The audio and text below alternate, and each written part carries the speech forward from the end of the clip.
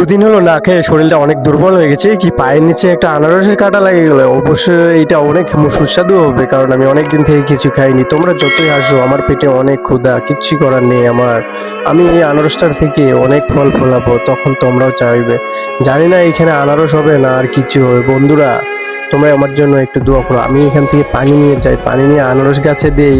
বন্ধুরা, অবশেষে কি এই বৃদ্ধ লোকটি আনারস খেতে পেরেছিল তা যদি দেখতে চাও তাহলে শর্ত একটা, তুমি যদি সত্যি হিন্দু হয়ে থাকো তাহলে এই ছবিটির জন্য একটা সাবস্ক্রাইব, আর তুমি যদি সত্যি মুসলিম হয়ে থাকো তাহলে এই ছবিটির জন্য একটা লাইক।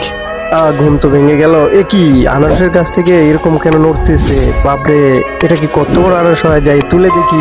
ওরে উঠে না তো, এটা এত বড় আনারস, বাপরে বাপ। যাই এই আনারসটা একটু ধুয়ে পরিষ্কার করে নেই, তারপর ওই লোকদের সামনে দিয়ে আমি যাব। দেখো কত বড় আনারস। আরে বাপ, দেখো কত বড় আনারস নিয়ে যাচ্ছে ওই লোকটা, দেখছো কত সুন্দর পরিষ্কার, দেখে তো এখনই খেতে ইচ্ছে করতেছে আমার।